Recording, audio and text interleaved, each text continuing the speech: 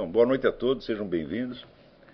Obrigado por ter comparecido a este lançamento, durante o qual a Vide Editorial está fazendo, vamos dizer, uma oferta para os alunos do seminário e para todas as pessoas aqui presentes.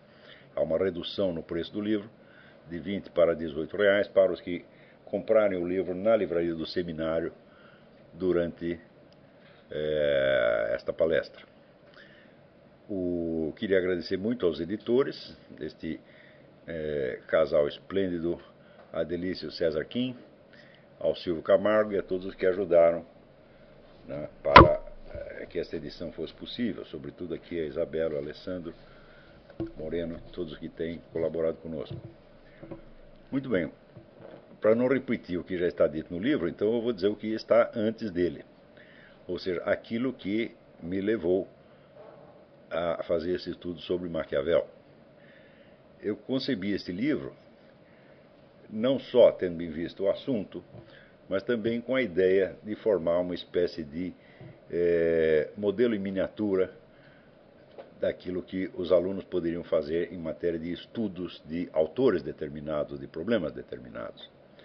Então eu procurei seguir na redação do livro o mais possível a ideia mesma desses estudos, tal como eu havia exposto nas aulas. De maneira que o livro é uma ilustração de certos métodos de análise que eu estive explicando no próprio curso.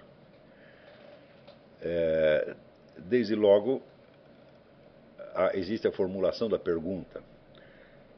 Quer dizer que um estudo filosófico destinado a ser escrito, ele deve partir de uma pergunta e, em primeiro lugar, é preciso você provar que essa pergunta tem alguma importância efetiva, não só na esfera objetiva, mas também um motivo pessoal pelo qual você se interessa pela pergunta. E isso tem que ser, note bem, quando eu digo motivo, não quer dizer um pretexto, uma explicação a posteriori. Quer dizer, ele aparece uma pergunta arbitrariamente e depois você inventa uma justificativa. Não. Tem que ser uma coisa que tem uma raiz existencial muito forte em você. Ou seja, você tem que ter um motivo para se interessar pelo problema. Já dizia Ortega y Gasset que os problemas filosóficos eles têm a estrita obrigação de provar que eles são problemas. Quer dizer, não é qualquer pergunta que solta para você que você vai se interessar por ela e dedicar anos da sua vida só porque alguém perguntou. Eu acho que um dos piores motivos, uma das piores causas de corrupção intelectual é esta maldita mania de estudar filosofia por problemas gerais, né? Problemas filosóficos gerais que estão consagrados nos manuais de filosofia, nos programas, por exemplo, sabe? O problema do determinismo, livre-arbítrio, ou o problema de idealismo e realismo, e assim por diante, né? Então, esses temas gerais, pelo simples fato de eles serem gerais, isso quer dizer que eles não têm nenhuma raiz na alma individual. São apenas problemas padronizados, que naturalmente vão ser tratados também de maneira padronizada. Embora esses problemas em si tenham importância e na sua origem fossem problemas autênticos, genuínos, na repetição que se faz deles ao longo da transmissão da cultura filosófica, eles vão se cristalizando, tá certo, em como se fossem perguntas de programa de auditório, né? Então, uma educação filosófica feita nesta base nunca pode levar a nada.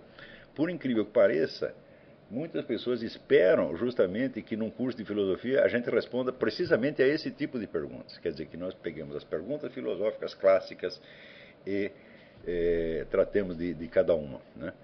Isso aí eu nunca fiz e eu espero nunca fazer, né? Então, você veja que toda a atividade intelectual, ela pressupõe, ela exige, além dos estudos gerais e especiais que são necessários para o conhecimento da matéria, também uma outra condição, que é a percepção correta da situação real onde o estudo está se desenvolvendo. Quer dizer, você não está estudando filosofia no ar, você não está estudando isso no planeta Marte, na estrela Vega, você está estudando num determinado lugar, tá certo? E dentro de uma situação existencial concreta que é a sua. O seu estudo de filosofia não tem uma raiz clara nesta situação, então ele se torna ele mesmo uma forma de alienação. É claro que a filosofia pode dar, vamos dizer, um alívio, né, para a pessoa que está vivendo uma situação, vamos dizer, mesquinha, deprimente, pobre do ponto de vista intelectual, então a pessoa se refugia na filosofia, mais ou menos como o próprio Maquiavel dizia que ele se refugiava da sua vida miserável, trancando-se na biblioteca e lendo os autores da antiguidade. Ou então como Boécio, na prisão, né, tinha a visão de uma mulher que representava a filosofia e ele conversava com ela. Então, todos nós temos essa tentação de nos evadir do mundo real para o reino encantado da filosofia. Acontece que nada de bom se obtém por esses meios. Eu, nas aulas anteriores, que a maioria aqui não assistiu, onde nós estávamos analisando ali a apologia de Sócrates e o diálogo Fédon, nós vimos que a coisa mais característica, mais eloquente do Fédon era o fato de que o homem condenado à morte desenvolvia um diálogo filosófico sobre o quê? Sobre a morte, no mesmo dia em que ele ia morrer. Então, quer dizer, a situação real imediata era a raiz do interesse filosófico, né? Então, Ortega y Gasset dizia que só são importantes as perguntas dos náufragos. Quer dizer, na hora que o sujeito está se afogando, no que ele ainda pensa, né? Quer dizer, será que você vai pensar em questões filosóficas gerais que estavam no programa da universidade? Não, então existe, mas pode haver, vamos dizer, alguma coisa que naquele momento ainda seja importante para você. Então, como diz o próprio Sócrates, a filosofia é um aprendizado da morte, a filosofia é aprender a morrer, então isso quer dizer que as perguntas filosóficas elas só valem alguma coisa quando elas persistem em face da morte. Quer dizer, e eu me lembro de uma conferência maravilhosa do Julián Marías, em São Paulo, ele ia muito a São Paulo, e eu tive a ocasião, né? Eu vi várias vezes o Julián Marías em São Paulo, ele ia muito na livraria Duas Cidades, mas como conferencista eu só ouvi ele uma vez. Eu fiquei impressionadíssimo, eu nunca tinha ouvido alguém se explicar tão bem, tão claramente e com uma presença humana tão intensa. E naquele momento havia uma discussão sobre a pena de morte no Brasil, e ele tomou isso como ponto de partida e disse que ele era contra a pena de morte pelo simples fato que ele não sabia o que era a morte, e ele não podia condenar uma pessoa a uma coisa que ele não sabia o que era, né? Inclusive arriscando-se que podia ser até um prêmio, como aliás diz também o próprio Sócrates. E continuando o raciocínio sobre a morte, ele entrava no tema da vida eterna e ele perguntava o que da alma humana poderia sobreviver. Ele diria, eu também não sei, mas se estivesse no meu poder escolher o que deveria sobrar de mim, vamos dizer, das minhas memórias, da minha vida, eu escolheria precisamente aquelas coisas que com morte ou sem morte continuariam valendo a mesma coisa, né? Quer dizer, são coisas que, de outro modo, aquilo que pode transcender a morte é aquilo que de algum modo já transcendeu a morte, é aquilo que a morte não pode abolir, a morte não pode desvalorizar e assim por diante. E é justamente disto que está falando Sócrates no dia em que ele é condenado à morte, né? Quando vocês estudam o livro do Paul Friedlander sobre Platão, que é um dos maiores estudos filosóficos da história humana, né? Se você pegar o que é erudição filosófica, a erudição filosófica é o Paul Friedlander, o resto é brincadeira. Então, o Paul Friedlander, no estudo que ele faz de cada diálogo de Platão, ele mostra sempre a circunstância concreta da qual aqueles temas surgiram. Ou seja, nada ao longo da vida de Sócrates e de Platão foi discutido por mero interesse acadêmico. Sempre havia um motivo existencial, um motivo moral sério para que aquelas pessoas se dedicassem àquela investigação. Então, desde muito jovem, eu tive a sorte de ler o Julián Marías e Ortega y Gasset, e isso não quer dizer que eu aderisse às suas filosofias no todo, mas pelo menos esta lição eu aprendi, né? O homem que usa a filosofia como um refúgio contra a miséria do dia a dia, ele é apenas um diletante, alguém que está se divertindo com a filosofia ou buscando nela um anestésico, mas não é um filósofo de verdade.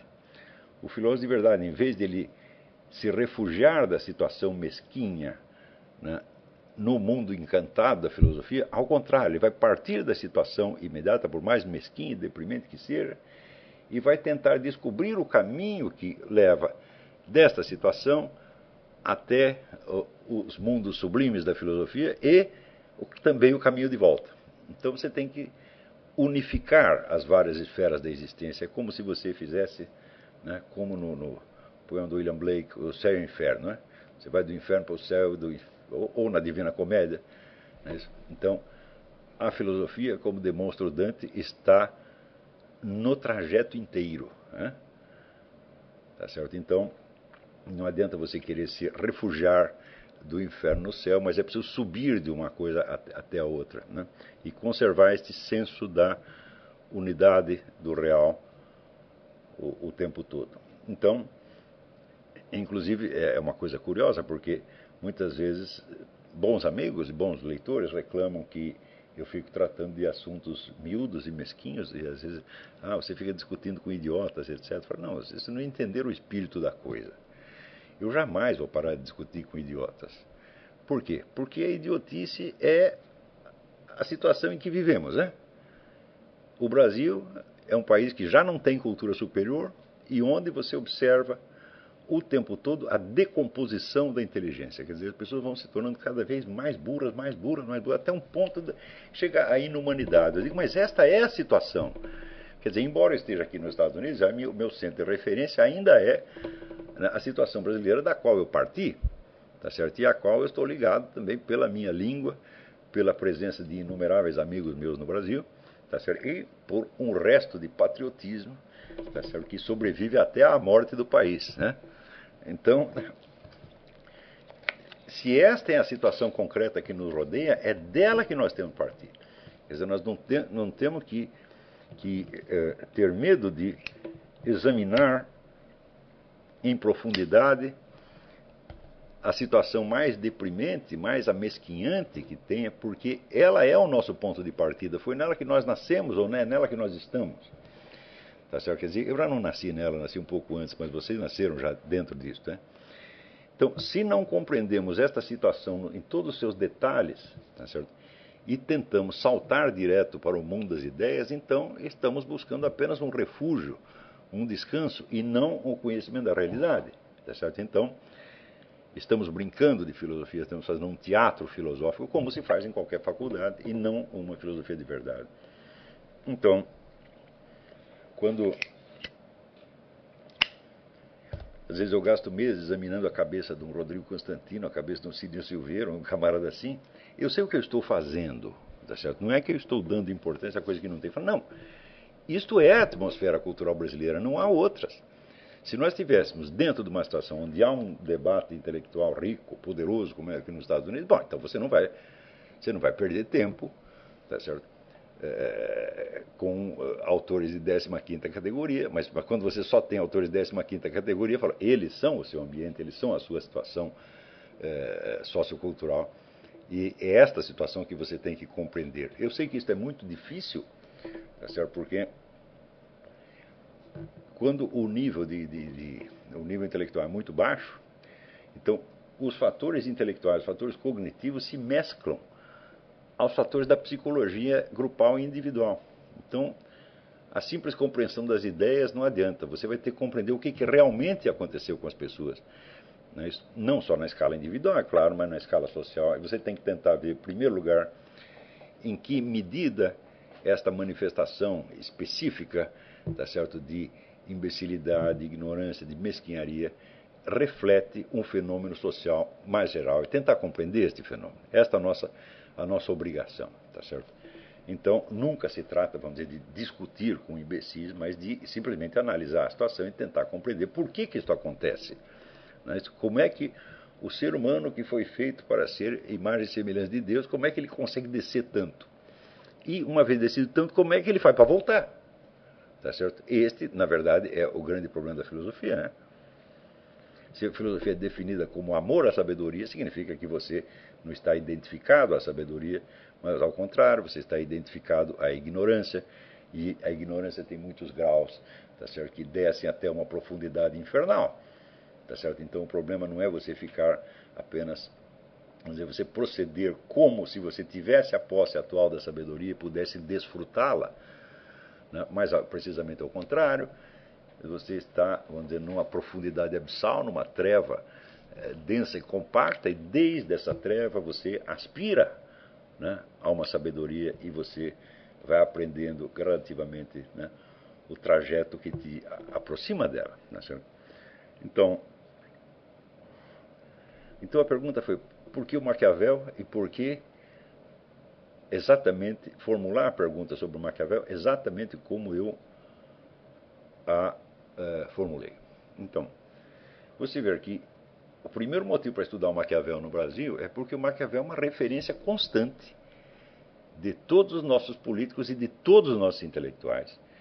E o conceito que se tem do Maquiavel é o de um realista, quer dizer, é um homem que abandonou os raciocínios idealísticos, abandonou a esfera dos valores e decidiu mergulhar no conhecimento da realidade. Então, aparentemente, Maquiavel estaria fazendo a mesma coisa que eu estou fazendo, né? Quer dizer, ele não se deixa enganar por valores elevadíssimos e símbolos sublimes, mas ele quer o conhecimento da realidade. É assim que se entende Maquiavel, né? E, na mesma medida, se compreende o Maquiavel como uma espécie de um mestre da arte da política. É alguém que deu algumas receitas práticas que, se você seguir, né, você está no caminho certo para a conquista do poder. Então, o número de admiradores de Maquiavel que existe é muito grande, né? E eu nunca vi, vamos dizer, em décadas de experiência no Brasil, eu nunca vi ninguém que desprezasse o Maquiavel. Todo mundo o admira de uma maneira ou de outra, né? Especialmente no meio político. E algumas máximas de Maquiavel, algumas receitas de Maquiavel, elas entraram tão profundamente na consciência ou inconsciência brasileira que elas se tornaram a chave explicativa de muitas condutas políticas, né? Por que o sujeito fez assim ou assado? É porque ele leu tal receita em Maquiavel, ele está tentando repeti-la. Por exemplo, uma dessas receitas é aquela famosa máxima: se você não pode vencer, você deve aderir. Então você encontra um adversário mais forte, você não consegue vencê-lo, então você adere a ele na expectativa de você manipulá-lo, tá certo? Ou de você converter em sua própria vantagem a política dele, ou de você mais tarde traí-lo e derrubá-lo. Isto no Brasil é norma geral, tá certo? Então, vocês viram, por exemplo, que nos últimos anos, se você pegar o exemplo de pessoas, vamos dizer, que após a vitória do PT, após o PT haver conquistado todos os meios de poder que ele poderia desejar, os seus inimigos aderiram em massa a ele. Quer dizer, aquelas pessoas que o PT mais condenava, que ele mais perseguiu, que ele mais acusou de todos os crimes, de repente apareceram aliados ao PT. Exemplos extremos são o Paulo Salim Maluf, o Antônio Carlos Magalhães, né, o Sarney e o Fernando Collor de Mello. Quer dizer, seria a direita brasileira, né? Então, a pressa com que a direita brasileira aderiu, né, a um estado de coisas que ela mesma condenava e que os condenava, por sua vez, né, é inspirada, sem dúvida, nessa máxima de Maquiavel. Quer dizer, que ela não precisa nem ser lembrada como tal, ela já está impregnada na consciência, ela virou quase uma reação automática. Foi por essas coisas que eu achei que é necessário esclarecer quem é realmente Maquiavel. Eu não menciono nada disso no livro, quer dizer, as motivações socioculturais que me levaram ao estudo não estão no livro. Eu não estou repetindo nada do livro, eu estou fazendo como se fosse um prefácio, né?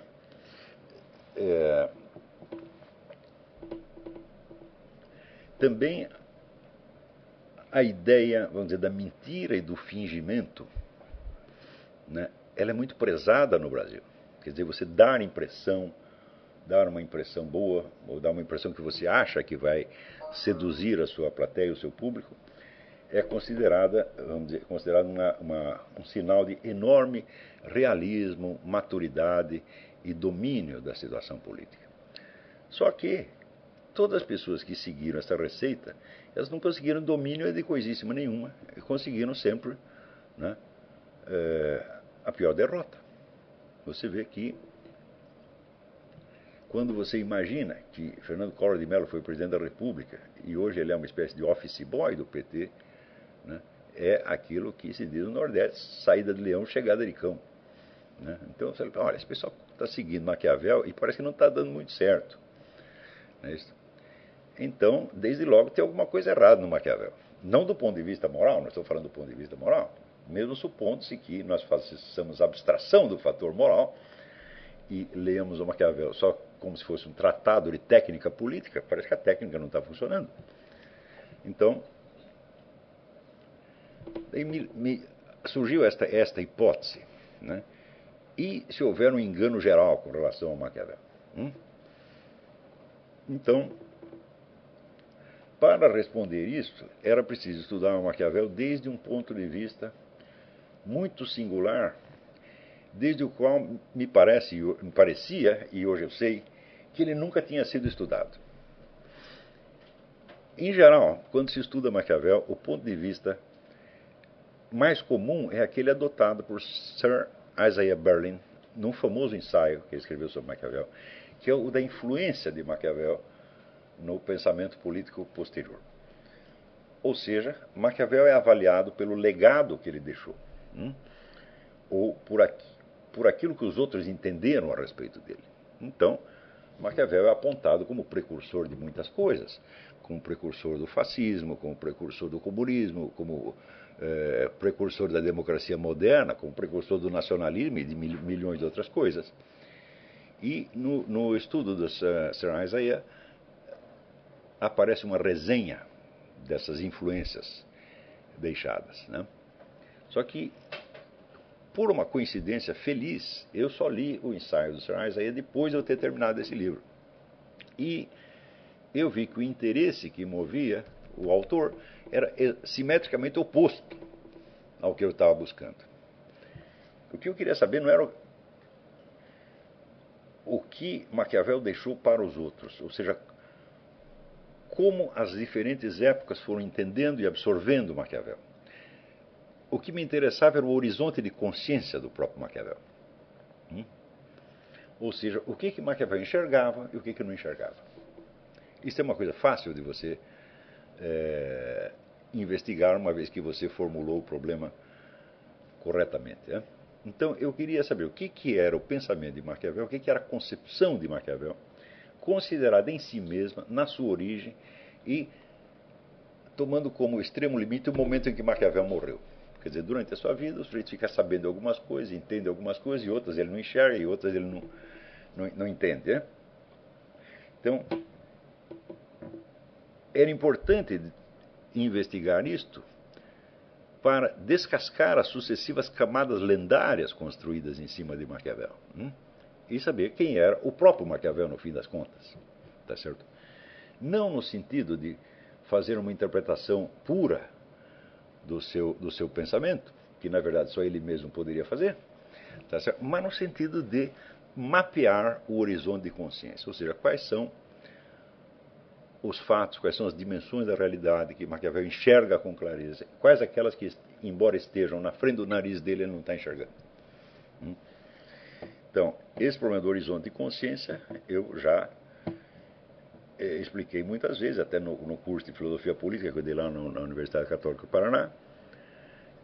É evidentemente um conceito fundamental da ciência política. Quer dizer, o horizonte de consciência é o conjunto das informações disponíveis e das suas articulações mútuas.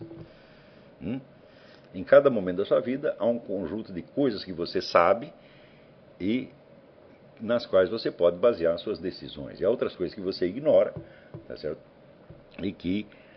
Mas que de algum modo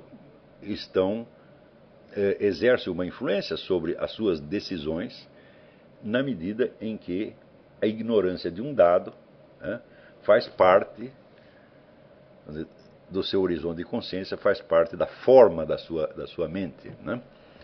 Então, eu citei como exemplo o famoso caso da Batalha de Waterloo, em que uma fração do exército austríaco bate em retirada e Napoleão ordena a um dos seus generais que persiga aquele exército e, se possível, mate todos, né? Acontece que o exército austríaco deu a volta no campo de batalha e se juntou ao exército da Prússia, que estava do outro lado, tá certo, para fazer um ataque maciço a Napoleão. E o general ao qual Napoleão deu a ordem, ele seguiu a ordem literalmente até o fim. Quer dizer, quando ele viu que, em vez dos camaradas baterem realmente em retirada, eles estavam dando a volta, normalmente seria de esperar que ele voltasse, né?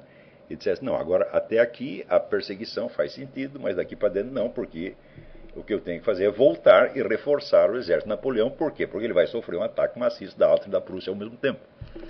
Mas essa ideia não ocorreu ao sujeito. Ele continuou indo atrás dos austríacos, né? E, evidentemente, os austríacos chegaram e se juntaram aos exércitos prussianos antes que seus perseguidores o alcançassem. Quando os perseguidores o alcançassem, eles já alcançaram, eles já tinham feito o ataque frontal às tropas de Napoleão e tinham feito um estrago dos diabos. E isso foi realmente a causa fundamental da derrota de Napoleão. Então, o que você vê? A influência de um dado ignorado. Napoleão não sabia o que aquele general ia fazer. Ele não levou em conta, ou talvez ele realmente não soubesse, que aquele general, embora fosse um bravo soldado, era um homem sem muita imaginação. E que se você mandar fazer uma coisa, ele ia fazer aquela coisa até o fim e não ia saber modificar a ordem de acordo com as circunstâncias. Então, este é um exemplo de como o fator ignorado, né, tem uma força determinante no seu horizonte de consciência e, portanto, nas suas decisões e, portanto, no círculo das suas ações possíveis, na sua capacidade de ação.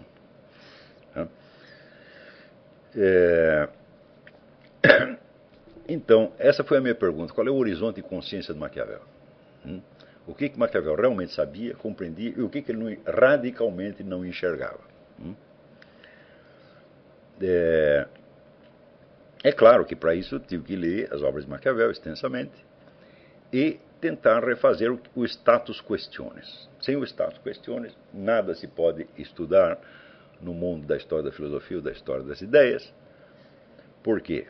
Porque é impossível, absolutamente impossível, que todas as perguntas e as perspectivas necessárias apareçam numa só cabeça, né? Verdade é filha do tempo, dizia Santo Tomás de Aquino. Quer dizer, então, antes de você atacar diretamente um assunto, você precisa saber o que as outras pessoas já descobriram anteriormente. Então, eu fiz uma história das interpretações de Maquiavel. Mais ou menos também como Sir Isaiah fez, só que completamente diferente, porque ele estava perguntando o que sobrou de Maquiavel na cabeça das sucessivas gerações. Eu estava justamente querendo retirar aquilo que tinha sobrado para ver onde estava o próprio Maquiavel no começo da história, né? Então, essas sucessivas interpretações de Maquiavel, elas são muito desencontradas. São tão contraditórias que um dos grandes intérpretes de Maquiavel, que foi Benedetto Croce, disse: Maquiavel é um enigma que jamais será resolvido. Mas olha que interessante. Se o sujeito é um enigma que jamais será resolvido, isso quer dizer que radicalmente não o estamos entendendo. E se não o estamos entendendo, por que o seguimos? Por que um autor que reconhecidamente você não entende tem tanta influência prática? Não é isto? Isso aí parecia refletir um profundo desejo de auto-engano da parte de líderes políticos e intelectuais que se proclamavam discípulos ou admiradores de Maquiavel. Quando, por exemplo, Antônio Gramsci,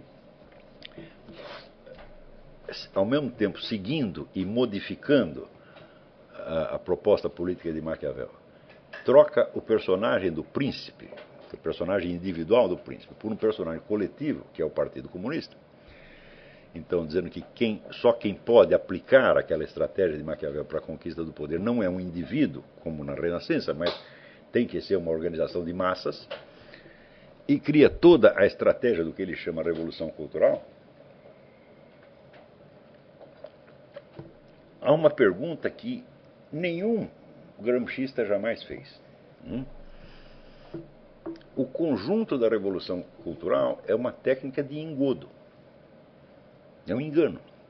Quer dizer, você vai fazer uma coisa sem parecer que está fazendo outra. É isso. Então, quando ele diz que o partido deve chegar e tornar-se a ter o poder onipresente e invisível de um imperativo categórico, de um mandamento divino. Isso quer dizer que o partido deve estar no comando de toda a vida cultural, social e política sem que ninguém o saiba. Ou seja, isto é uma engenharia da inconsciência. Então, isso quer dizer que a revolução cultural é, na verdade, uma revolução incultural. A revolução cultural só pode dar certo se ninguém entender o que está acontecendo, a não ser aqueles 2 ou 3 engenheiros sociais do partido que estão comandando o processo. Nem os próprios agentes envolvidos precisam ou podem compreender, porque se o agente, digamos o militante, está compreendendo o processo inteiro, então o poder do partido já não é mais invisível, se torna visível e ele começa a ser objeto de discussão. E é exatamente disso que se trata, vamos dizer, na estratégia do Gramsci. Então, eu me perguntava assim, será que Antônio Gramsci estava consciente de que com a sua estratégia ele não ia criar uma cultura superior, mas ele ia criar uma situação de imbecilidade coletiva absolutamente desastrosa e que talvez, uma vez consumado o processo, talvez não tivesse volta? E quando eu me lancei essa pergunta, muitos anos atrás, a aplicação da estratégia gramsciana no Brasil não estava num estado tão avançado quanto está hoje. E hoje nós sabemos que a resposta a essa pergunta é simplesmente sim. A aplicação maciça da estratégia gramsciana destrói completamente a cultura superior sem poder colocar outra no seu lugar. Jamais. Então, entendemos que o horizonte de consciência do Antônio Gramsci terminava na formulação da estratégia. Ele não é nem capaz de conceber as consequências do que ele ia fazer. Tá certo? O que já mostra que, por engenhoso que fosse enquanto estrategista, era, na verdade, considerado, por exemplo, como filósofo da história, um homem muito superficial e uma mente pequena, no fim das contas. No próprio livro que eu publiquei em 1993, A Nova Era da Revolução Cultural, eu mostrava ali, mencionava o fato de que Antônio Gramsci, de certo modo, aplicava a sua estratégia na sua própria família, e ele pegava então os contos de fadas, dava a eles um sentido, vamos dizer, político-ideológico, e contava para a sua filha. Quer dizer, ele estava doutrinando a filha através de contos de fadas. Ora, os contos de fadas são depósitos de conhecimentos, simbólicos, místicos, de uma importância extraordinária. Neles está depositado, às vezes, alguns dos dados psicológicos e espirituais mais relevantes para a humanidade. Isso é uma coisa que todo mundo sabe. Você vê que no mesmo instante que Antônio Gramsci estava estudando essas coisas, estava Carl Jung cavando o depósito desses mitos, lendas e contos de fadas e descobrindo ali as coisas mais extraordinárias sobre as estruturas profundas da psique humana. Não quer dizer que Jung acertasse em tudo, ao contrário, mas ele estava fazendo com esse material exatamente o contrário do que Antônio Gramsci estava fazendo. Ele está tentando descobrir a riqueza ali interna e Antônio Gramsci está tentando trocar essa riqueza por um objetivo meramente pragmático, que era, vamos dizer, a doutrinação da cabecinha da sua própria filha. Em suma, ele estava destruindo a inteligência da filha, e ele não tinha a menor consciência disso. Então, por esses dados, você vai, aos poucos, mapeando o horizonte de consciência do indivíduo, traçando a linha entre o que ele enxerga, o que ele entende e o que ele nem enxerga nem entende. E era exatamente isso que eu tentei fazer com o Maquiavel. Para fazer isso, eu tive que me socorrer do auxílio de todos os grandes estudiosos de Maquiavel ao longo do tempo. Não é isso? E o único que falhou foi Sir Isaiah, né? Que por uma coisa... Eu nem sabia que existia uma tradução brasileira deste ensaio. Embora, veja você como são as coisas, embora eu tivesse este livro, o livro estava lá na prateleira, tá certo? Mas, como eu tenho horror de ler traduções brasileiras do que quer que seja, porque é sempre um risco formidável que você corre, né? Eu me lembro, por exemplo, quando eu li a tradução brasileira da Nova Ciência da Política, do Eric Voegelin, né? Tradução feita pelo ministro Viegas, eu tinha que tentar retraduzir mentalmente aquilo para o inglês para ver se eu entendia alguma coisa. Então eu tinha lá a edição do Sir Isaiah em português e estava com medo de lê-la. E eu não sabia que tinha ali coisas tão importantes sobre Maquiavel. Só que quando eu li, eu me falei, olha, bom, para o estudo que eu fiz, isso já não influi nem contribui, não é certo? Porque a pergunta que ele lança é completamente alheia à minha. Só valeu depois a leitura como superfície de contraste, né? Então, ao longo desses estudos, você via que as versões de Maquiavel que tinham sido desencavadas por esses vários estudiosos eram totalmente contrastantes, totalmente contraditórias. Chegava assim, a oposição de 180 graus, né?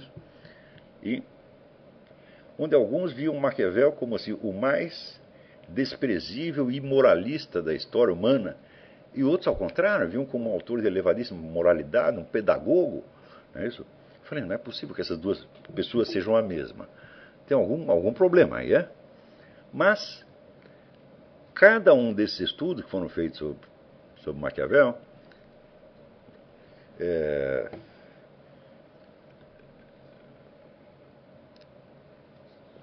como o de Lord Macaulay, né, o do Léo Strauss, todo o Benedetto Croce, cada um deles descobria alguma coisa importante sobre Maquiavel. Tá certo? Então, descontando o lado, vamos dizer, das contradições que apareciam entre eles, cada um deles, tomado isoladamente, dava um dado importante, e esse dado podia ser incorporado, então, à minha imagem do Maquiavel. Formando aos poucos, vamos dizer, pelo contraste entre as diferentes linhas contraditórias, uma espécie de figura no espaço. Não é isso? Então, você projeta uma linha daqui, outra linha dali, outra de cá, outra de cá, de repente formou, vamos dizer, uma figura. E esta figura era o que havia em comum entre todas aquelas visões contrastantes. Claro que nenhuma delas apreendia essa figura no todo. Cada uma só destacava uma linha, tá certo? Mas a confrontação dessas contradições era a equação do problema. Então, praticamente, do simples status questiones, já emergia a figura de Maquiavel que eu estava procurando. Se você percebe o que cada um viu em Maquiavel, né, e você traça essas várias linhas, bom, no meio dessas várias linhas, o que está? Está o próprio Maquiavel. Não é isso? Então, o que me restava fazer era confrontar este Maquiavel que aparecia, né, pela articulação das contradições, com o que estava no texto do Maquiavel e do que se sabia da biografia do próprio Maquiavel. Tá certo? Então, eu não posso dizer que esse método seja absolutamente infalível, mas não há outro. Quer dizer, qualquer autor que você vai estudar seriamente, é assim que você tem que fazer. Você tem que, em primeiro lugar, você tem que estar consciente da pergunta que você fez. Tá certo? Ou seja, você não vai estudar o autor só porque ele é importante.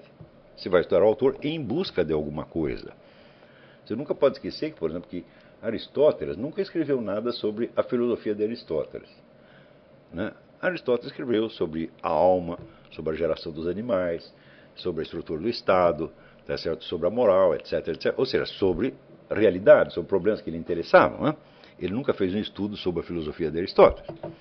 Então, se você vai estudar, aspas, um treco chamado A Filosofia de Aristóteles, bom, de algum modo você já está estudando uma coisa que nem existe. Porque a filosofia de Aristóteles constitui uma série de visões sobre uma coisa que não é a filosofia de Aristóteles.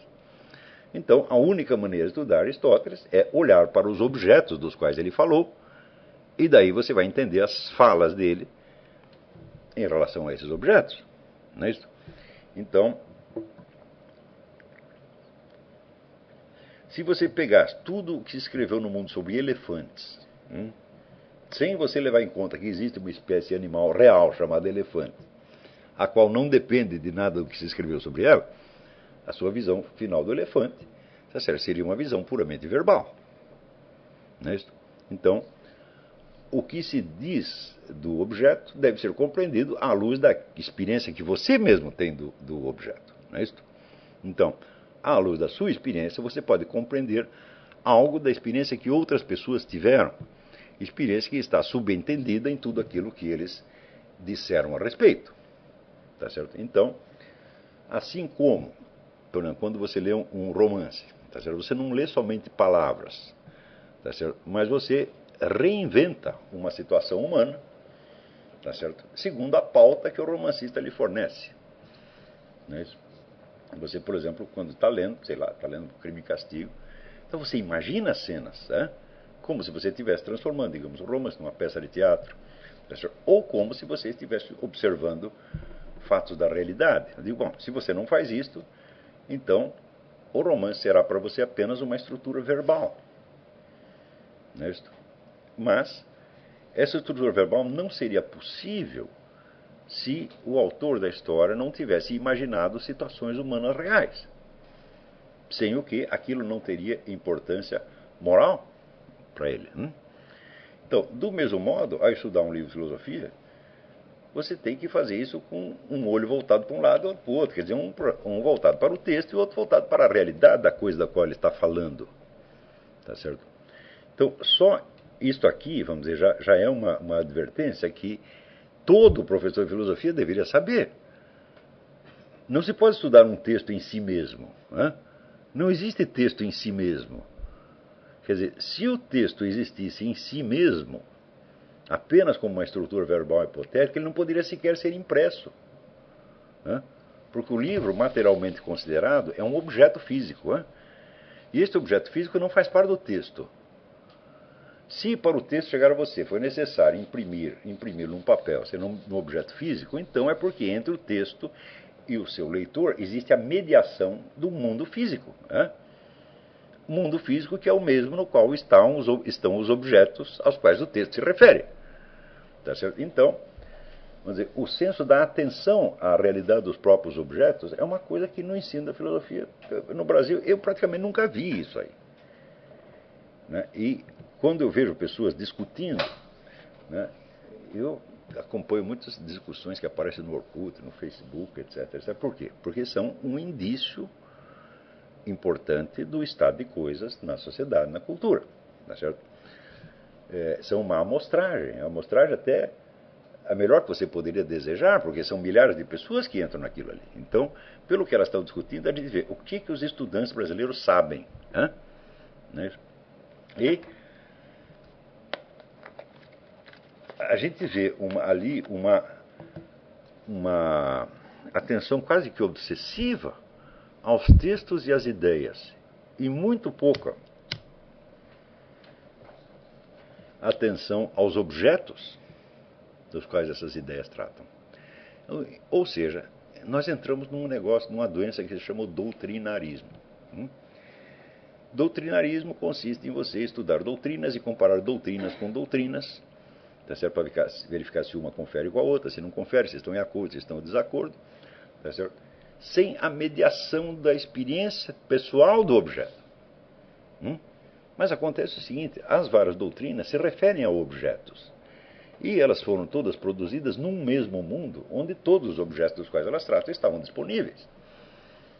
Por exemplo, se as pessoas escrevem sobre o Estado, bom, eu suponho que elas viviam em algum país e que ali tinha uma organização estatal, ou seja, o Estado não era só um objeto da doutrina delas, não existia só dentro da doutrina, mas existia fora também.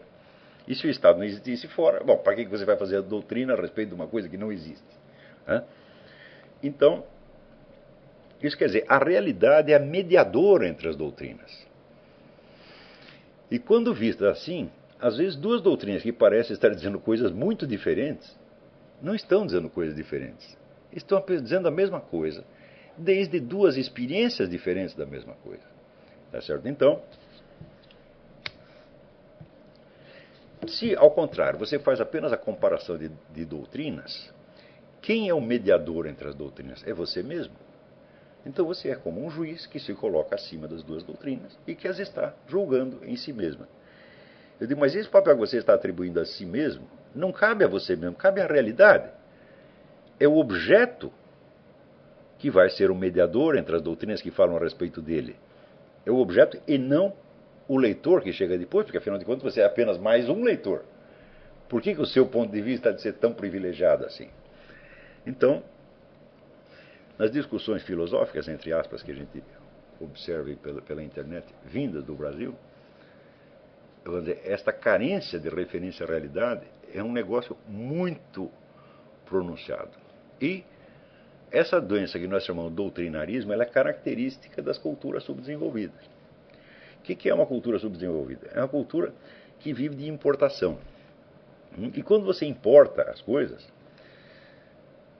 você as recebe tal como elas chegaram, tá certo? E não tal como elas surgiram no seu ponto de origem. Isso quer dizer que mesmo que você as compreenda literalmente, às vezes você não sabe qual é a função que elas desempenhavam na origem e por que elas apareceram, afinal de contas, em resposta a que problemas. Às vezes você vai ler esses produtos importados como se elas fossem uma resposta direta, vamos dizer, à sua situação, quando não são. Né? Então, isso aí evidentemente é uma causa de alienação. Quer dizer, o indivíduo vai viver num mundo de ideias que não tem nada a ver nem com a situação real em que ele está e muito menos com a situação real dentro da qual as ideias emergiram. Neste caso, então, vamos dizer, a forma interna das doutrinas, vamos dizer, a ordem intelectual interna das doutrinas se transforma numa espécie de coisa em si. E o sujeito passa, então, a comparar doutrinas com doutrinas e a entrar em discussões doutrinais infinitas que não vão levar a absolutamente nada. Então, por exemplo, uma coisa que eu acho extraordinária, né, no curso dessa discussão com o Sr. Sidney Silveira, eu via que muitas vezes ele pegava doutrinas escolásticas e comparava com filosofias modernas. Né? E eu digo, olha, aqui está faltando um negócio. E não é só ele que faz isso, não estou falando do Sidney Silveira em particular, isso aí é quase que norma geral. As doutrinas escolásticas eram expostas em gêneros literários que já estavam então bem desenvolvidos e consolidados, especialmente as sumas. Quer dizer, as sumas são um tratamento, vamos dizer, tratadístico e muito ordenado das questões, onde você levanta certas perguntas, faz o repertório das respostas possíveis, vai confronta umas com as outras e chega a uma conclusão final que é uma sentença. Você chega a uma sentença como um juiz que emite uma sentença no fim do processo. Essa sentença se entendia que ela expressava a realidade, a verdade, tal como o autor a tinha enxergado. Então, nesse sentido, uma sentença que está escrita num livro de filosofia escolástica podia ser confrontada com uma outra sentença de um outro livro, independentemente da discussão que havia precedido a produção da sentença. Assim como você pode comparar duas sentenças judiciais sem precisar examinar todos os autos do processo. E acontece que, quando veio a modernidade criou trocentos gêneros literários diferentes nos quais se expressa então a filosofia. O gênero preferido é o gênero ensaístico. Né? O gênero ensaístico foi uma vez definido por um grande estudioso, Pedro Laín Entralgo, como a teoria menos a prova explícita. Ou seja, há uma prova implícita, uma prova que teria que ser desenvolvida, que idealmente pode ser desenvolvida, mas que não está ali. Tá certo? Então, como eu vou comparar uma afirmação que eu tirei de um gênero ensaístico com outra informação que eu encontrei sob a forma de uma sentença conclusiva numa suma escolástica? Só tem um jeito. Eu tenho que me reportar a uma realidade, né, às quais as duas idealmente remetem. Eu não posso comparar sentença com sentença. Então, isso quer dizer que quando você faz uma comparação assim, olha, Santo Tomás de Aquino diz tal coisa assim assim, este autor moderno diz tal outra. Isto não confere com o que Santo Tomás de Aquino disse, então, portanto, isto é heresia. Esta é uma ocupação perfeitamente, como é que se diz? Inútil e, na verdade, impossível, utópica. Né? Porque gêneros literários diferentes têm valores semânticos diferentes. Né? No caso escolástico, por exemplo, cada termo era definido de uma maneira uniforme, da qual participavam, vamos dizer, participava toda a comunidade dos letrados. Né? Os escolásticos escreviam para outros escolásticos. Aliás, se chamava escolástico por causa disso, porque era uma discussão que se dava dentro das escolas, entre profissionais que tinham recebido a mesma formação, né, e que usavam as mesmas técnicas argumentativas altamente formalizadas. Tá certo? Agora, de repente, eu pego aí um ensaio escrito por Jean-Paul Sartre, né, que não recebeu essa formação, que escreve num estilo altamente individualizado, tá certo? Com uma semântica completamente diferente. De como é que eu vou comparar uma coisa com a outra, meu Deus do céu? Só tem um jeito, eu tenho que apelar às realidades a que eles estão falando, e daí, a partir, vamos dizer, da minha experiência dessa realidade, eu posso calcular o diferente peso semântico de uma, vamos dizer, de uma sentença formal e, vamos dizer, de uma frase solta no meio do ensaio. Tá certo? Então, a coisa é muito mais trabalhosa do que parece. Mas, dada a propensão doutrinarista que existe no meio subdesenvolvido, as pessoas simplesmente ignoram esta exigência. Tá certo? E isto quer dizer que vão ler os filósofos em busca de concordâncias e discordâncias. Não é isso? E de dizer qual está errado e qual que está certo. E esta é uma ocupação altamente ociosa. Né? Porque o que interessa não é saber quem está certo e quem está errado, mas o que eles podem ensinar a mim. Por exemplo, vocês vão ver que na resenha que eu fiz dos estudos sobre Maquiavel, eu vou lá apresentando cada um, mostrando também as suas diferenças de perspectiva, mas eu não estou julgando nenhum. Eu não estou dizendo, esse aqui está mais certo, aquele está mais errado. Não. Porque eu não estou interessado no que eles pensam de Maquiavel, e sim do que eu posso saber a respeito de Maquiavel. Então, essas várias perspectivas, não me interessa julgá-las em si mesmas, mas articulá-las como, vamos dizer, uma rede de contradições que me faça ver um Maquiavel de verdade no meio. Então, eu não vou perder tempo com a discussão, confrontações doutrinais, tá certo? Porque eu não estou interessado na confrontação de doutrinas, e sim na realidade a que elas se referem, e essa realidade era o problema mesmo do horizonte de consciência de Maquiavel. Muito bem, então, muitas dessas contradições surgiam, em primeiro lugar, de contradições que estavam na própria obra de Maquiavel. Então, aqui ele dizia uma coisa, ali ele dizia outra, tá certo? E, frequentemente, ele não dava o menor sinal de ter percebido a contradição. Claro que, vamos dizer, a contradição é uma coisa que acompanha o pensamento humano desde que ele existe. Né? A nossa mente é essencialmente dialética, nós pensamos por confrontações de hipóteses. Então, nós mesmos temos que discordar de nós mesmos se queremos entender alguma coisa. Ou seja, você tem que experimentar, pensar a coisa pelo lado A, depois pelo lado B, depois pelo lado C. Então, em vez de fugir das contradições, ao contrário, você vai alimentá-las até que o cruzamento delas lhe mostre alguma coisa. Como o Raimundo Abelio que dizia isso, quer dizer, você vai acumular as contradições até você chegar a uma tensão intolerável. Ou seja, a coisa vai ficar cada vez mais enigmática, e na hora que a tensão ficou intolerável, é aí que aparece a forma do objeto na sua frente, às vezes com uma claridade extraordinária. Né? Então,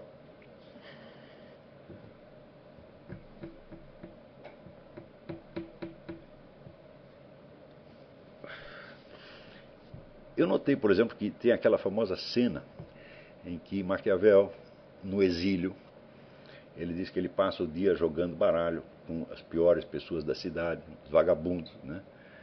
E eles jogam baralho e bebem pra caramba, e se xingam uns aos outros, né? Se acusam de trapaça no baralho. E ele fica o dia inteiro naquela vida ociosa. Depois, quando é de noite, ele vai para a sua biblioteca, né? Ele troca de roupa, veste uma roupa elegante e entra, né, na biblioteca onde estão os clássicos da antiguidade. Então ele vai para um outro mundo, né, sublime, né? E todo mundo acha isso muito bonito. Eu já vi esta cena citada em muitos lugares, né, com uma ressonância até poética, né?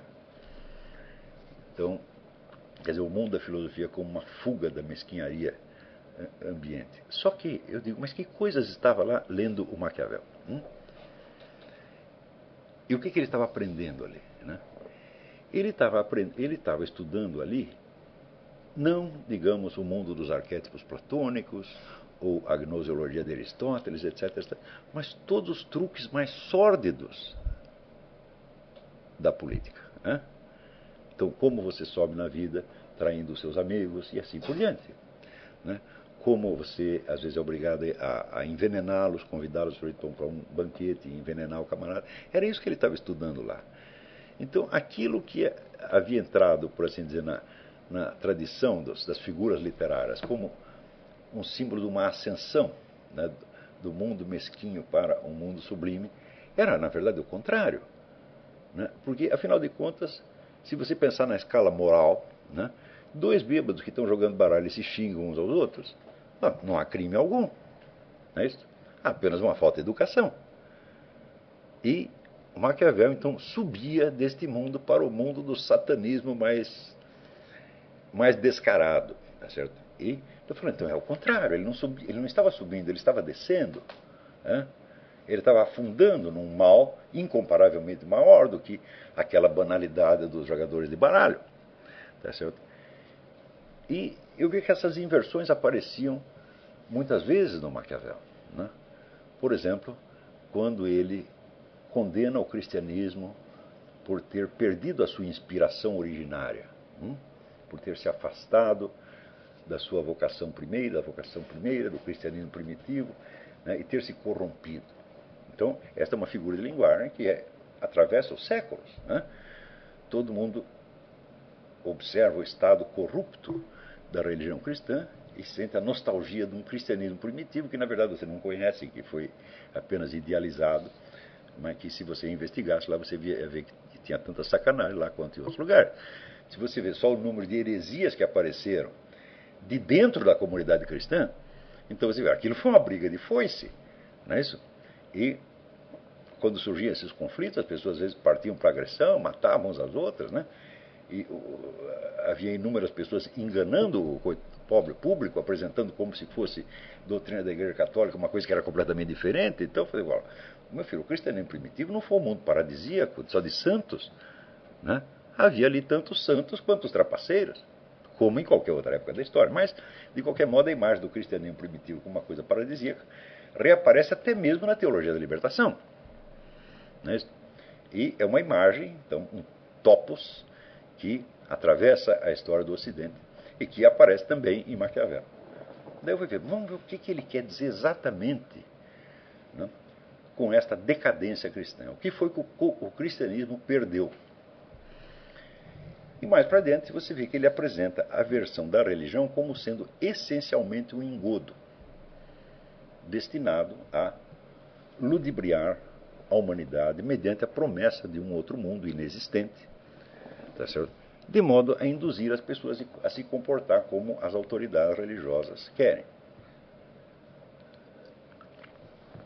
Então, o que ele quer dizer com a decadência do cristianismo? Quer dizer, o cristianismo perdeu o seu poder de engodo. Então, antigamente ele enganava melhor, agora já não engana tão bem. E isso era o que ele queria dizer com a decadência. Agora, aqui novamente nós vemos aqui uma visão invertida. No entanto, essa visão invertida é expressa em termos que parece que dão a impressão de que ele está realmente se referindo a uma perda da espiritualidade, quando na realidade ele está se referindo à perda do espírito de porco. É? Perda que, por outro lado, ele não acha tão real assim, porque em outros lugares ele acusa a igreja de ainda estar enganando as pessoas. Né? Então eu digo, mas do que ele está falando? Ele realmente ele não sabe do que ele está falando. Afinal de contas, a igreja perdeu esta capacidade de engodo ou aumentou? Então, vamos dizer, esse tipo de contradições não são contradições lógicas, são contradições de fato. Quer dizer, ele descreve uma situação de fato de duas maneiras que são absolutamente contraditórias. Né? Então, aos poucos, vamos dizer, este amálgama de contradições e de absurdidades começou a me parecer que era o único conteúdo da filosofia de Maquiavel. Não havia mais nada, havia somente isto.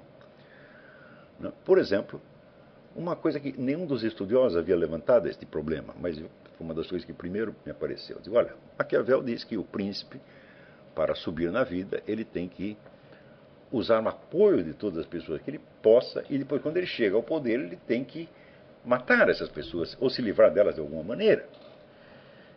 Ele se livra dos seus colaboradores, tá certo? Ele trai os seus colaboradores. Eu digo, olha, mas espera aí, dos vários colaboradores, qual é mais importante do que aquele que concebeu o plano para a conquista do poder, ou seja, o próprio Maquiavel? Isso quer dizer que se alguém lesse o Maquiavel e aplicasse, né, a sua estratégia, o seu maior interesse, tão logo ele chegasse ao poder, seria matar o tal do Maquiavel e sumir com os seus escritos. Isso é uma consequência óbvia que está dada ali, né, no próprio texto do Maquiavel. Mas é claro que ninguém seguiu a receita de Maquiavel. Ninguém seguiu, em primeiro lugar, por aquilo que observou o Jean Baudin. Esse sim era um homem realista, né? Quando disse, ora, não é possível você fazer uma política baseada só na malícia, na mentira, na sacanagem. Isto não existe. Né? É necessário, vamos dizer, que o bem e o mal se equilibrem de alguma maneira, não é isso? E que mesmo a mentira tenha, esteja dentro de um quadro determinado pela verdade. Tá certo? Senão, você mesmo se deixa enganar pela sua mentira e você, de ser, vamos dizer, o grande espertalhão maquiavélico, você se transforma no primeiro dos trouxas, que é exatamente o que acontece a esses políticos brasileiros que querem ser maquiavélicos. Né? Então, o destino desses políticos, Magalhães, Maluf, etc., vamos dizer, para mim foi uma coisa assim altamente pedagógica. Né? Então eu vi que esta política de você querer ser sempre o astuto, o espertalhão, né? A pessoa que está sempre fingindo, então eu falo, bom, isso aí se termina mal. Né? E como terminou o próprio Maquiavel? Bom, Maquiavel começou mal, passou sua vida mal e terminou mal. Daí eu fui vendo quais são as políticas a que Maquiavel aderiu durante a sua vida. Ele sempre esteve do lado perdedor. Eu digo, mas peraí, mas se o sujeito é um estrategista tão maravilhoso assim, como é possível que ele não soubesse, se ele tem a arte de como chegar ao poder, como é que ele não consegue discernir qual é o sujeito que tem a perspectiva de chegar ao poder? Ele de fato não conseguia discernir. E muitos dos seus escritos foram feitos para agradar determinadas pessoas que, no entender dele, poderiam chegar ao poder e ajudá-lo de alguma maneira. Tá certo?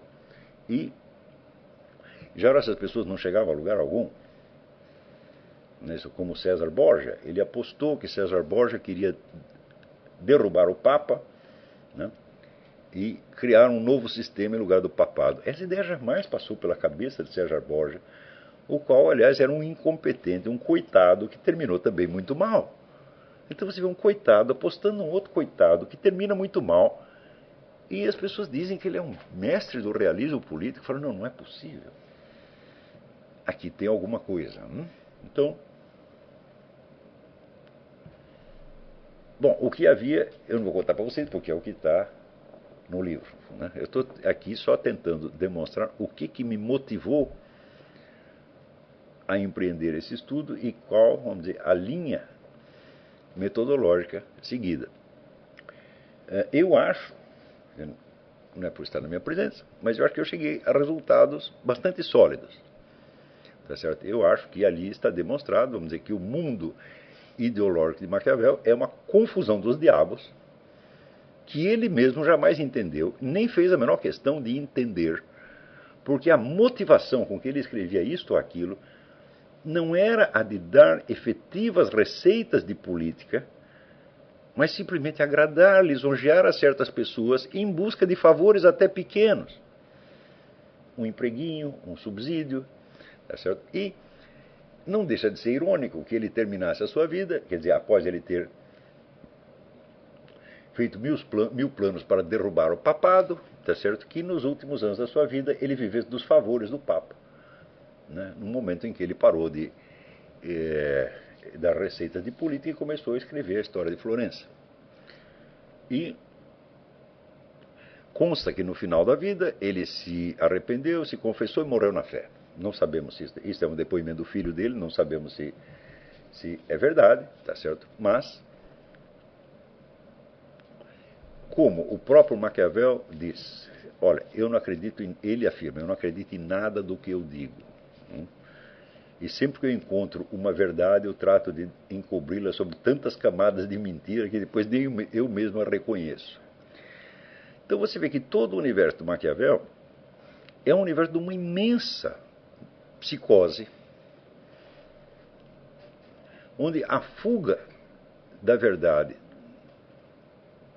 se apoia num conjunto de estratégias tão variado para mentir para si mesmo, que no fim ele mesmo não podia entender o que ele tinha escrito e que por isso mesmo ele é um enigma. Estudar Maquiavel é estudar uma psicose. Vamos dizer, uma psicose pode ser compreendida, eu digo, até um certo ponto. Se você pudesse compreendê-la totalmente, seria preciso que ela tivesse uma inteligibilidade para o próprio psicótico, que é exatamente o que falta. Então você acompanha Maquiavel até um certo ponto, e dali para dentro você diz, não, aqui não é que eu não posso entendê-lo, não há mais o que entender. Né? Isso aqui não é uma ideia, não é uma doutrina sobre a realidade, isso aqui é um sintoma. Tá certo? Então, depois de séculos de discussão do Maquiavel, eu acho que eu sou o primeiro autor que chegou à conclusão e falou, olha, não vale a pena estudar isto. Isto é apenas uma psicose, não há nada para você aprender ali, a não ser que você queira esteja estudando isso para entender um período histórico que se caracterizava pela mais extrema confusão, onde ninguém praticamente estava entendendo nada, tá certo? E Maquiavel era só mais um que não estava entendendo nada. Então, bem, foi esta a ideia do livro. Então, podemos aqui fazer uma pausa, lembrando a vocês que quem comprar o livro agora no site do Seminário de Filosofia terá um desconto. E voltamos daqui 10 minutos para algumas perguntas. Né?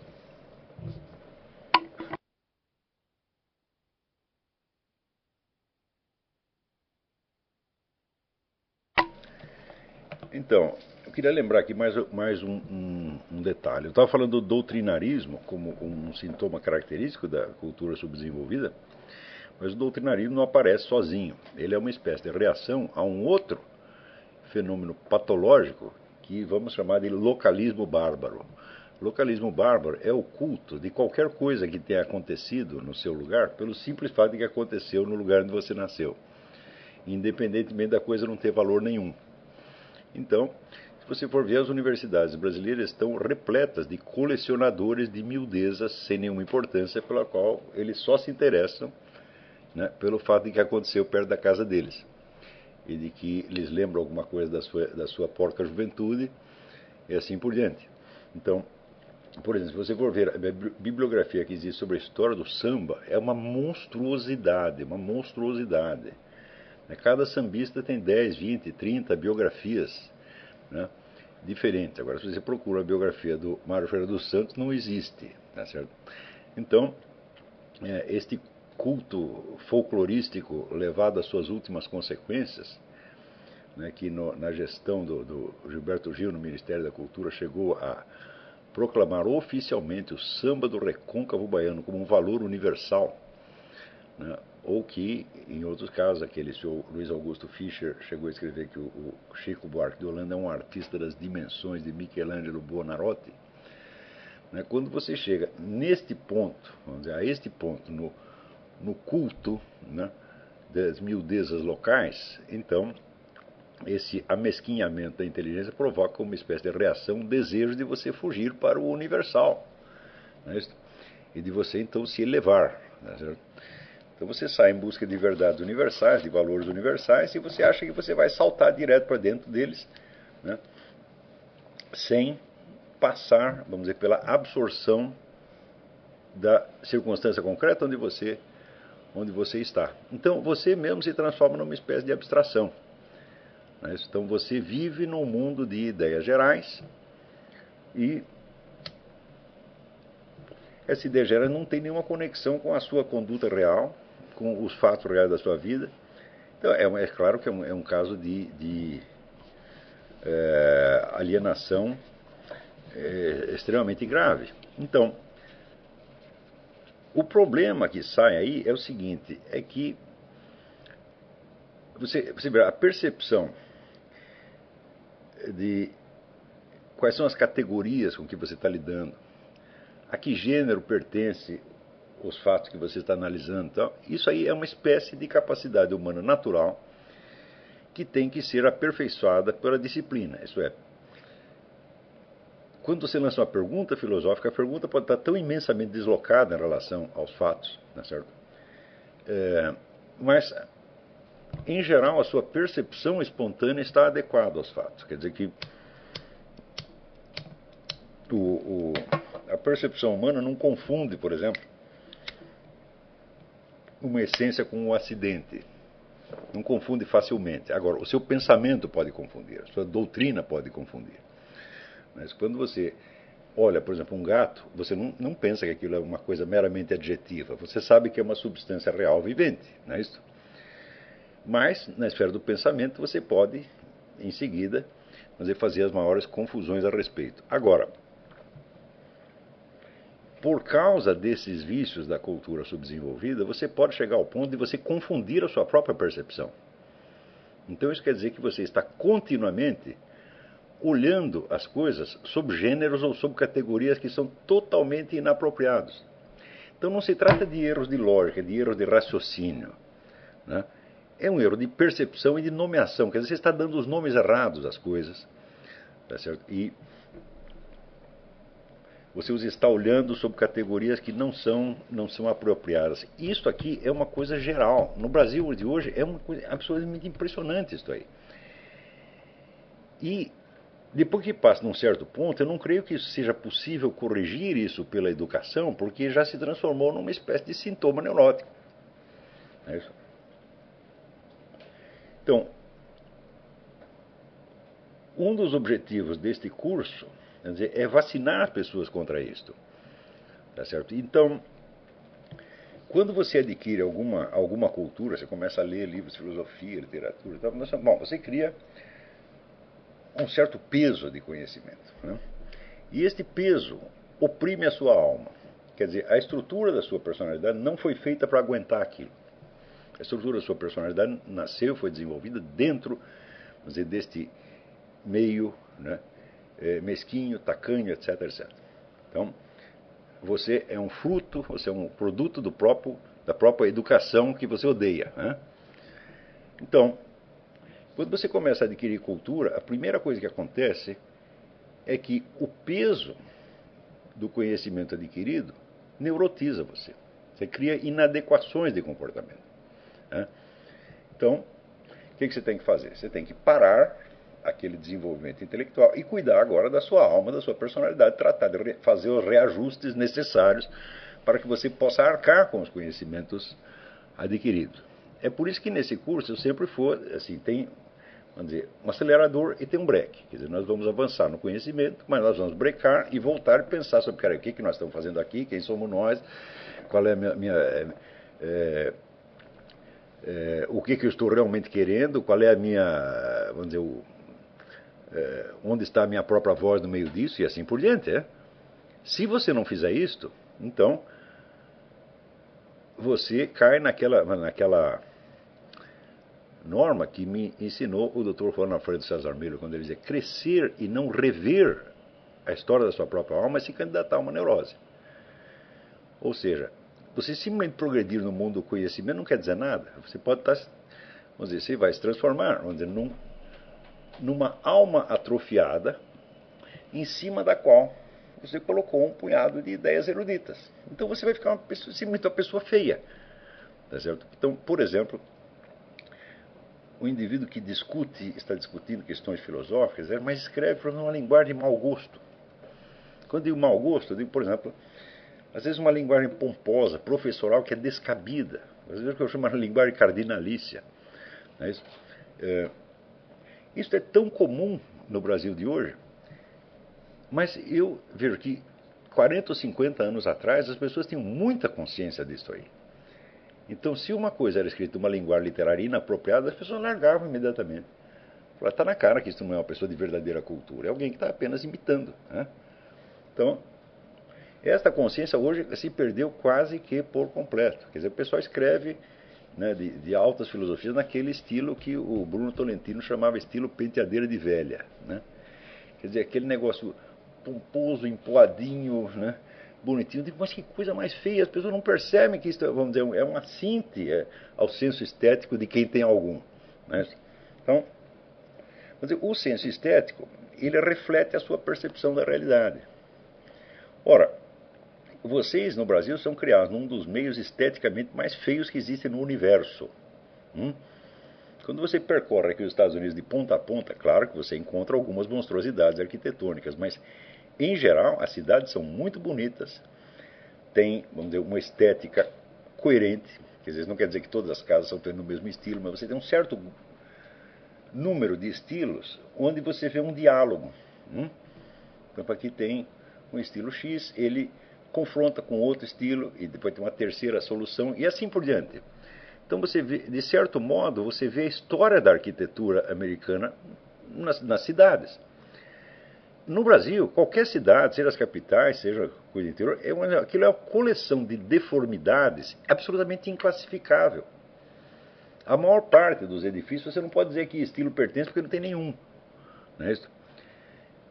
E, de repente, no meio dessa feiura, o sujeito contrata um arquiteto estrangeiro e faz uma maravilha, uma obra-prima que não tem nada a ver com o restante da rua, por exemplo. Né?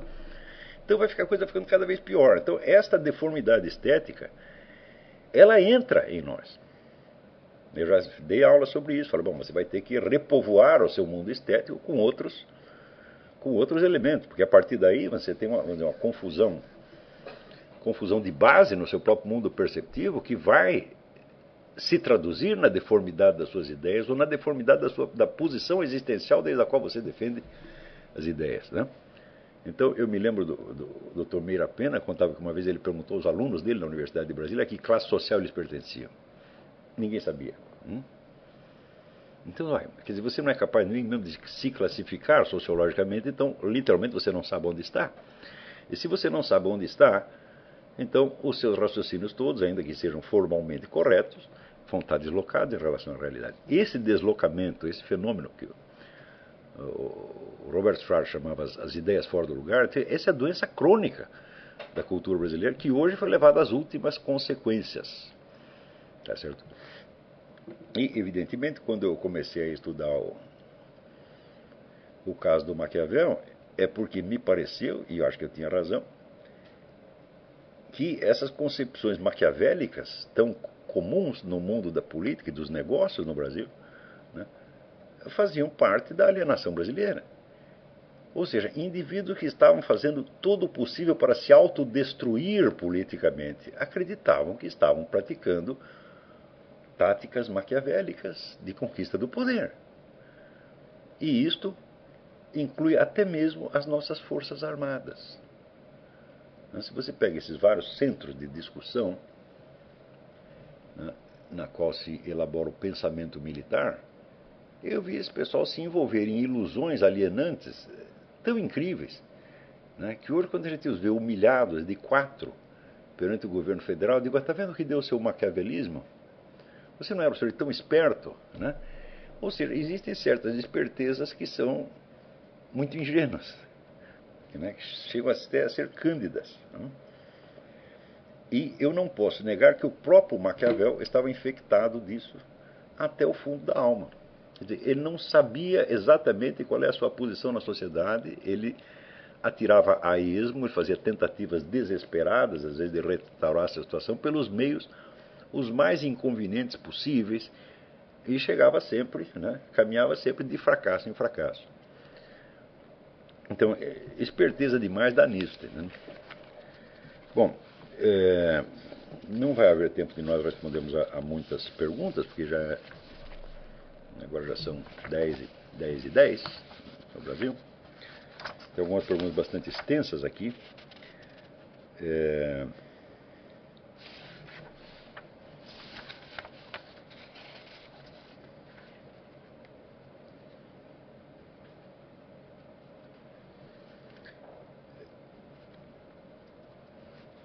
Aqui, Humberto pergunta. Tempos atrás, você disse que vivemos numa espécie de provincianismo temporal. Por exemplo, quando relegamos os sábios da antiguidade a uma espécie de museu das ideias e não utilizamos as resoluções deles para nossos problemas presentes. Você, inclusive, enfatizou esse pensamento com algo assim. Devemos procurar saber o que Aristóteles diria do nosso mundo atual. Ou seja, nós conhecemos a opinião atual sobre Aristóteles, mas não conseguimos imaginar a opinião que Aristóteles teria de nós. Na última aula do curso online de filosofia, você disse, rebatendo seus oponentes, que não se pode saber o que Santo Tomás de Aquino pensaria do fascismo. Parece uma contradição. Se possível, eu pediria para você discorrer um pouco sobre o assunto. Bom, esse aqui é um problema que sempre aparece no estudo de qualquer filosofia antiga. Quer dizer, se você não é capaz de imaginar, de conceber, vamos dizer, uma análise aristotélica de um problema presente, real, então você não está realmente entendendo a filosofia de Aristóteles. Você só entende a filosofia nos termos exatos em que a doutrina se expressou pela primeira vez, tá certo? E não na sua extensão possível à realidade atual. Então, significa que não há conexão entre a realidade atual e essa filosofia, então não é possível entendê-la, a não ser como, vamos dizer, produto do seu tempo, produto da sua cultura, sem atualidade nenhuma. Mas se não tem atualidade nenhuma, se não tem um valor cognitivo para você, tá certo? Então você de fato não sabe o que fazer com essa filosofia. Então, algum esforço para analisar as coisas desde um ponto de vista do filósofo que você está estudando, você vai ter que fazer. Mas isso não quer dizer que em todas as filosofias existam conceitos apropriados, tá certo, para você analisar certos dados do presente. Você vê que no tempo de Santo Tomás de Aquino, você não tinha sequer, vamos dizer, o Estado europeu constituído. Né? Então, como é que você poderia analisar, em termos tomistas, né, uma corrente política que surge séculos depois, baseados na onipresença e onipotência do Estado? A coisa fica muito difícil. Isso quer dizer, Santo Tomás de Aquino, desde o ponto de vista em que ele estava situado historicamente, não teria como analisar por si um problema como o fascismo, mas isso não impede que nós possamos desenvolver esta filosofia imaginariamente, tá certo? E tentar pensar, vamos dizer, tomisticamente sobre este fenômeno. Mas você vai precisar desenvolver esta filosofia, tá certo? Então, você vai precisar criar novos conceitos baseados nela, idealmente fiéis a ela, com os quais você analisa esses problemas atuais. Quando apareceu um movimento chamado neotomista, a ideia era precisamente esta. Quer dizer, não se trata apenas de você repetir, repassar a filosofia de Santo Tomás de Aquino, mas você precisa desenvolvê-la para poder tratar de temas que para Santo Tomás de Aquino simplesmente não existiam. Não é isso? Então é disso que se trata. Claro, não é possível pensar um fato da ordem atual, de uma ordem histórica estranha ao filósofo, partindo literalmente do ensino dele, mas você pode desenvolvê-lo. Sempre esses dois lados existem. Né? Então as duas coisas são verdadeiras. Né? Por um lado, é preciso você se esforçar para imaginar o que o filósofo diria disto ou daquilo que está acontecendo, mas você tem que saber que você não pode dizer isso exatamente com os únicos instrumentos que ele te legou. Você vai precisar desenvolver alguns. Né?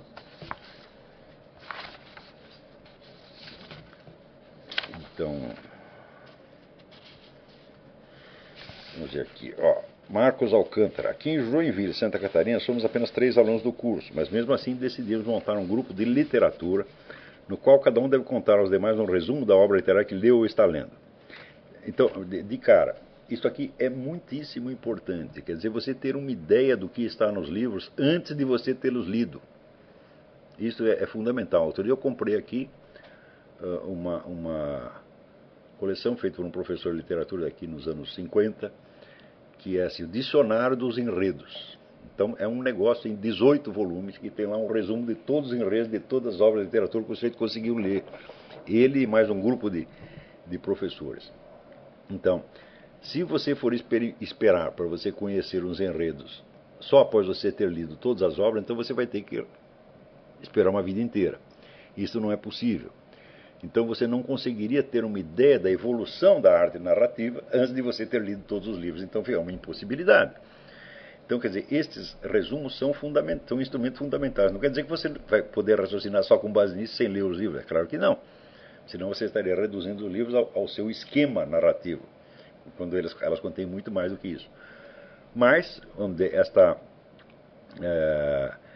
coleção de resumos é uma coisa fundamental para você poder ter uma ideia do conjunto do movimento literário antes de você ter lido todos os livros. E isto é fundamental. Por exemplo, no grande livro do Ernest Robert Curtius, A Literatura Europeia e Idade Média Latina, ele diz que a estrutura das disciplinas que estudavam literatura na universidade então estava deslocada em relação, vamos dizer, ao material literário disponível. Então, ele diz, não existe nenhuma disciplina que tente captar a unidade da história literária europeia.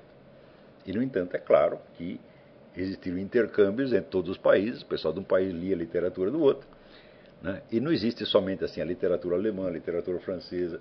Quer dizer, o fenômeno literário tomar no seu conjunto histórico não corresponde à divisão das línguas. Né? Isso quer dizer, nem sempre o autor que é, vamos dizer, copiado ou que influencia um outro é um autor da própria língua dele. Então ele diz, olha, mas as disciplinas estão montadas de tal maneira que a unidade da literatura europeia escapa completamente. E a raiz desta unidade está na literatura europeia latina, que era de uma... Então havia uma literatura, uma língua internacional, e daí foram se desmembrando as literaturas nacionais. Falaram, bom, aquela descoberta é absolutamente genial. Mas esse fenômeno do descompasso entre a estrutura das disciplinas científicas e a estrutura da realidade, esse é um dos grandes problemas da humanidade. Edmund Husserl dizia que, idealmente, a divisão entre as disciplinas científicas deveria corresponder à divisão entre o que ele chamava as várias ontologias regionais. Quer dizer, você tem diversos fenômenos, né? Diversas ordens de fenômenos, de fatos, de realidades, que ocupam um lugar na estrutura geral do ser. E que a divisão das ciências deveria se esforçar para copiar isso aí, para ser baseada nisso aí. Ou seja, você divide em duas ciências onde há um limite objetivo entre dois tipos de seres. Mas, infelizmente, isso não acontece. Não é isso? Quer dizer, não é possível que a estrutura administrativa das universidades se baseie exclusivamente na estrutura do objeto a ser estudado. Não, ela tem de obedecer a outra ordem de exigências, que é, por exemplo, as verbas disponíveis, os profissionais disponíveis, assim por diante. Quer dizer, você não pode ter um departamento de uma ciência se você não tem ninguém que entenda daquela ciência. Né? Também pode acontecer que de vez em quando apareça um professor como o próprio Curtius, ou como Rosenstock, ou como Voegelin, tá certo? Cujo ensino não corresponde nominalmente à ciência que ele está, da ciência da qual ele é um professor. Isso, por exemplo, quando o Voegelin foi fazer conferência na Alemanha, então, bom, era uma conferência de ciência política e o pessoal esperava que ele tratasse, vamos dizer, do temário oficial da ciência política, mas de repente ele estava falando, né, dos anabatistas, de símbolos da religião egípcia, etc, etc. Os caras ficaram sem saber o que fazer. Né? Então, por exemplo, vamos dizer, este vínculo que ele faz, esta associação que faz muito constante entre religião e política, e o pessoal estranhou. Só que daí ele mostrou o seguinte: todos os pensadores políticos importantes faziam esta conexão. Platão, Aristóteles, Jean Baudin, e assim por diante, todos eles faziam. Então, ele estava simplesmente seguindo a tradição. Essa tradição não correspondia, vamos dizer, com a estrutura do ensino tal como estava ali na Universidade de Munique. Então, isso quer dizer que a ordem administrativa da Universidade de Munique prevalecia sobre o quê? Sobre a estrutura do mundo. Né? Quer dizer, a ordenação burocrática ela mesma se torna um substituto da realidade. Isso sempre acontece.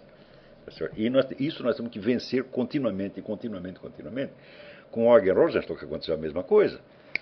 Então, quando os camaradas o contrataram na universidade aqui, eles não sabiam onde colocar. Porque diziam, pô, nós colocamos o cara na ciência política, tá certo? E ele vai falar de teoria do conhecimento. Nós o colocamos aqui na faculdade de filosofia e ele começa a falar dos partidos políticos, né? E assim por diante. Você coloca na faculdade de teologia, ele vai lá e fala de matemática. O que fazer com o sujeito, né? Então, ele estava tentando, né, captar a estrutura da realidade, como Hegel ou como qualquer outro filósofo que preste, né? Então, esta ideia de você conhecer um monte de resumos, eu vou depois passar para vocês o título deste dicionário que eu tenho, que é uma coisa maravilhosa, né? O título, o autor, tudo, passa uma fichinha. Se vocês puderem adquirir aí, vai ser uma coisa boa. Mas essa ideia de um contar para o outro, né? Olha que coisa, eu acho isso uma coisa maravilhosa. Tem muito livro que, se eu pudesse não ter lido, se alguém contasse para mim o que estava no livro, eu ia ficar contentíssimo. O pessoal pensa que eu gosto de ler, eu falo, eu odeio ler, eu gosto de aprender, né? Se alguém me contasse o que está no livro, bom, seria uma maravilha. Eu me lembro quando eu era adolescente, tinha um amigo meu que estudava muito Heidegger, né? E um dia ele pegou um livro do Heidegger, que nem era um livro muito comprido, que é isso, a metafísica, e me fez uma exposição daquilo. Eu digo, olha, teve um impacto muito maior do que se eu fosse ler o próprio Heidegger, né? Então eu sou gratíssimo a este meu colega, que ele despertou em mim um interesse filosófico a partir de uma exposição que ele fez do Heidegger. Então, contar para os outros aquilo, eu falo, você está poupando trabalho para as pessoas, né? Quer dizer, nossos objetivos iniciais são forçar todos a ler as obras literárias indicadas pelo professor e povoar a imaginação, deixando de lado discussões mais filosóficas. Isto, maravilha, é isto mesmo. É isso que tem que fazer, né? Então, vocês estão de parabéns. Quer dizer, primeiro, povoar o mundo da imaginação, dos sentimentos, que vai, inclusive, habilitar vocês a compreender situações humanas, reais, que não são formuláveis em termos teóricos, né? Então, se você for esperar, por exemplo, você tem um conflito de família, você tem um problema qualquer, brigou com a namorada, sei lá, qualquer problema, né? Você não vai poder esperar até você ter uma compreensão conceptual do problema para você lidá-lo. Você vai ter que usar, vamos dizer, instrumentos muito mais rápidos, formas de pensamento analógico, simbólico, a partir de evocações que você tem, de leituras que fez, de coisas que ouviu, né? Então, vamos dizer, é este mundo da imaginação e das emoções que o primeiro que você tem que tornar, vamos dizer, rico, flexível, rápido, tá certo? Para entender o mais rapidamente possível as situações humanas, mesmo que você não consiga verbalizar o que está acontecendo, né? Lembra daquele exemplo que eu dei no começo do curso, daquele teste que fizeram, né, das cartas de baralho, não é isso? Onde você tem dois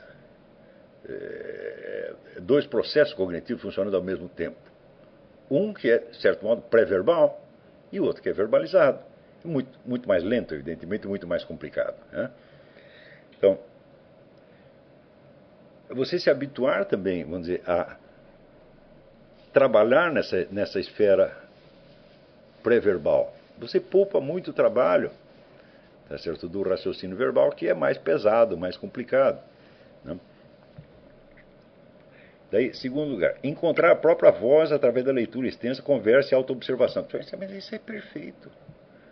O que vocês estão fazendo? Vocês estão se autovacinando contra a neurose, contra o doutrinarismo, contra o localismo bárbaro, contra todos os males da cultura subdesenvolvida.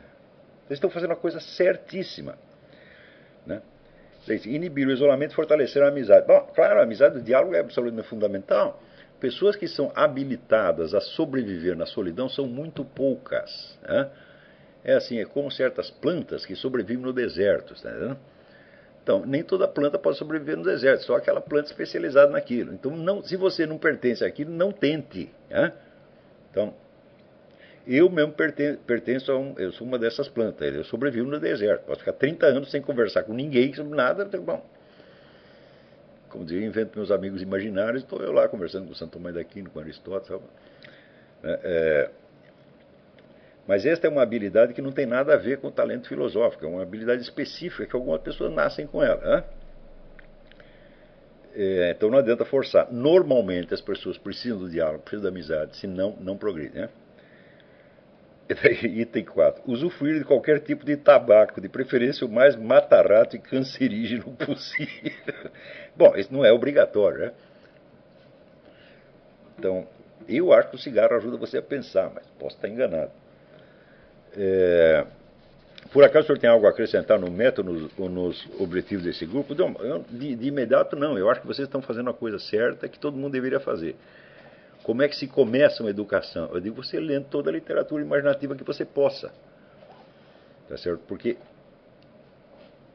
como eu disse, a percepção humana, ela geralmente é muito acertada. Ela dificilmente erra. Mas quando você passa para a esfera já da imaginação, fala, bom, opa, peraí, imaginação e memória já não funcionam tão bem quanto a percepção. E quando você pula um grau a mais, vamos para o pensamento conceptual. Fala, bom, aí o erro a possibilidade de erro é enorme. Então, quanto mais você investir nos andares mais baixos, né, você está reduzindo a possibilidade de erro. Ainda que ao preço de você muitas vezes perceber coisas que você não consegue verbalizar. Agora, quando você entra na universidade, por exemplo, vamos supor, eu gosto muito de literatura, eu vou estudar letras. Você sabe o que os desgraçados vão fazer com você? Vão encher você de teorias literárias e não vão mandar você ler um único poema, pô. Então, resultado, eles vão secar a sua imaginação literária.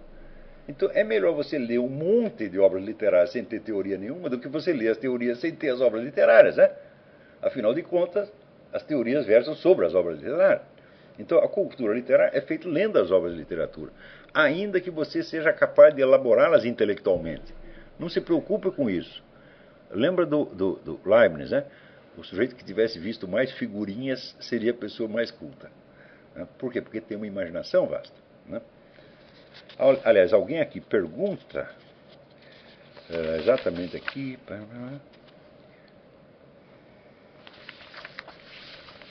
alguém diz que Sócrates se utiliza muito da... E agora só o que eu perdi. Não sei quem, não consigo juntar a pergunta com o autor. Ao ler os diálogos de Platão, fiquei impressionado com o quanto Sócrates usa a analogia. O senhor pode falar um pouco da importância da analogia para o conhecimento? Muito bem. Toda e qualquer investigação de qualquer coisa começa com uma analogia. É porque você achou alguma coisa parecida com outra, diferente da outra. Então, é claro que esse pensamento analógico, ele é somente um começo. Uma única analogia, um único símbolo, contém inumeráveis possibilidades de conceitos diferentes que depois você vai separar. Vai ter que descascar a analogia, ver as várias camadas de significado e as várias, vamos dizer, afirmações a que aquilo pode corresponder. Mas sempre que você está investigando algo pela primeira vez, a sua forma de pensamento é sempre analógica, não tem outro jeito. Às vezes você vai começar por notar semelhanças e diferenças. As semelhanças e diferenças podem ser fortuitas, tá certo? Mas isso não tem importância. Depois você volta atrás e corrige, não é isso? Bom, eu acho que por hoje nós podemos parar por aqui. Esta aula foi transmitida para um público muito maior do que geralmente acompanha, né, as aulas do curso. Também serve, vamos dizer, como uma espécie de amostra do que é o nosso seminário, pelo qual alguns dos ouvintes possam também vir a se interessar. Em todo caso, se já se interessaram pelo meu livro do Maquiavel. Então, muito obrigado a vocês pela sua atenção e para os outros, até a semana que vem. Muito obrigado.